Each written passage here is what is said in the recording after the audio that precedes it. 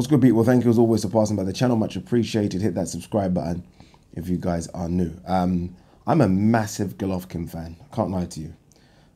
Huge Golovkin fan. There was a time, I say was, still is a bit, but there was a time when he was a genuine boogeyman of boxing.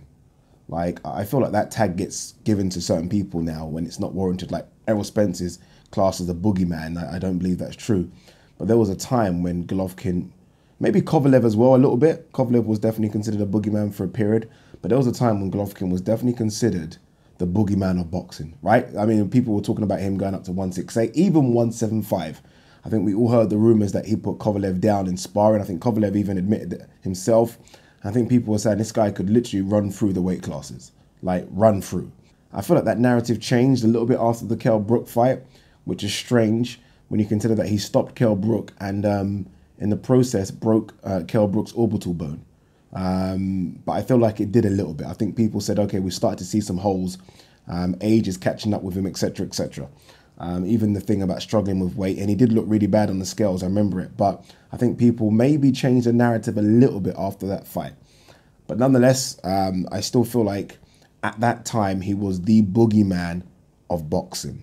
I've also said that I don't think history is going to be good to Golovkin, right? If Golovkin's career was to stop right now and people were to like look back at Golovkin's career like 30 years time, I feel that they would say he was okay, but he only beat and destroyed the B-level fighters. When he stepped up to the A-level fighters, he didn't do anything. He didn't do much, which I think is bullshit. But I can understand how they're going to make that argument, right? They're going to say he beat the likes of the Macklins, the Murrays, the Curtis Stevens, the Chin Checker. But when he stepped up against the likes of Danny Jacobs, an A-level fighter, he struggled in the later rounds and was able to get away with a squeaky thin decision. When he took on Canelo, they're going to say he drew the fight, even though he won it. And then the second fight, he lost. Again, a fight I thought he won. So history is not going to be good to him. So he's coming to a stage now in his career where he's still got something left, where he has a chance to rewrite history, right?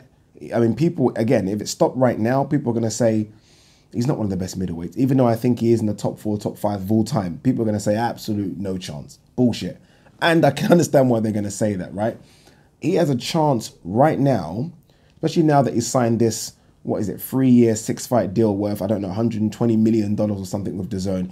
He has a chance right now to say, you know what? Let's rewrite that history a bit. Let me start putting some names on this resume. He's not doing it. He's not doing it. And I'm saying this as a Golovkin fan. The names that we are hearing for Golovkin's return bout, I say return, I mean, it's not like he got knocked the fuck out by Canelo. He had a fight with Canelo, a tough fight, a fight that I thought he won. And he's taken a long time out.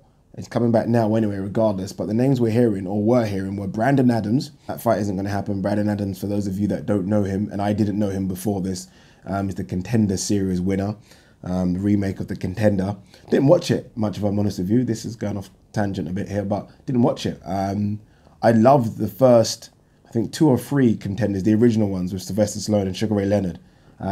This new one, I don't know, I watched a little bit of it and then I thought, nah, done. So yeah, Brandon Adams and Dam and a guy called Steve Rolls.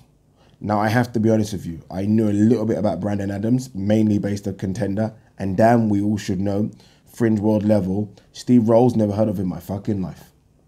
Never heard of in my life. And again, this is quite embarrassing. I do these videos, I work a bit in boxing. When I don't hear of someone, I'm like, what's going on? Never heard of him in my life. Done a bit of research, went onto BoxRec obviously, and found that he's an unbeaten Canadian fighter that's 34 years of age. And at best, I would describe him as, if we were saying that the likes of Martin Murray and Macklin are B level, then he is D level. No, this is unacceptable. This is unacceptable. When you sign a deal that's worth $120 million, I expect better than this. I'm sorry, I expect better than this. This isn't a comeback fight.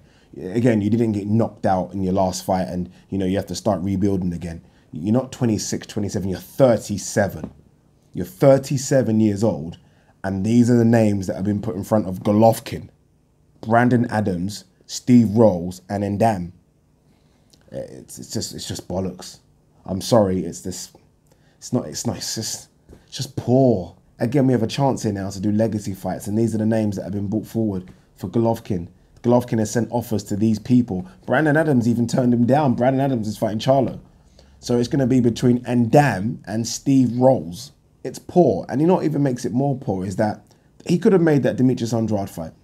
Demetrius Andrade, in his last fight, called him out, and that fight could have happened. Demetrius Andrade looks like he's going to take on Sulecki, although that fight slid up in the air because Sulecki has a hand injury or something like that. But that fight could have been made, right? And what's even more poor is that the fight is going to be at 164 pounds. Golovkin's going to fight at 164. Just go to 168. Just go to 168. You clearly struggle to make 160. I mean, you can look at the weigh-ins in these last 2 or 3 fights. This guy clearly struggles to make 160. Go to 168. Start chasing the legacy. Start doing that, right? Win a belt at 168. I mean, he could do that. No one's going to tell me that Golovkin cannot beat Caleb Plant. I'm not having it. Yes, he can. Yes, he can. Can that fight be made? I don't know. I don't know what kind of contract Caleb Plant is with, but come on. No one's going to tell me he can't beat Caleb Plant. So there are options there. I mean, Billy Joe Saunders would have fought Golovkin in a heartbeat. There are options there, and all the options that we're getting for, again, a 37-year-old Golovkin who has signed a $120 million deal is Brandon Adams and Ndam and Steve Rolls. It's just, oh, I don't know. He's obviously chasing the Canelo fight again, and I get it. So maybe he doesn't want to roll the dice. He wants the Canelo fight. Providing Canelo beats Jacobs, then they probably will do Canelo versus Golovkin 3 sometime, I don't know, September, October maybe.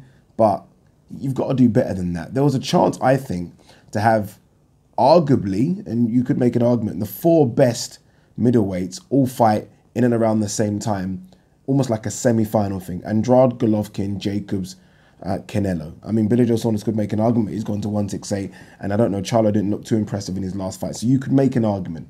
But it looks like Golovkin has decided to take on another B, C, or D level fighter. And that's been the one criticism of his career. I mean, everyone loves him. Everyone thinks he's a great fighter, but everyone still says, you know what, but you're fighting B-level fighters. And he's doing it again. He's doing it again. And I don't see why. I just feel like at this stage of your career, there are no B-level fights you should be having. You should be having A-level fights all the way. All the way. But unfortunately, it looks like we are going to get... And this is no criticism of those guys, by the way. This is no criticism of Steve Rolls and then Ndam and Brandon Adams. I'm all for people getting a shot and getting an opportunity. But this is a criticism of Golovkin doing this at 37. 37 coming to the end of your career. God, I mean, fucking hell. We were sport with Bernard Hopkins, weren't we? Fucking hell. I mean, who did Bernard Hopkins fight at 37? I can't even remember. Was it Oscar De La Hoya or was he 40 then? Jermaine Taylor? I can't remember, but I don't know. What do you guys think anyway? Golovkin looks like he's going to take on Ndam or Steve Rolls. Peace.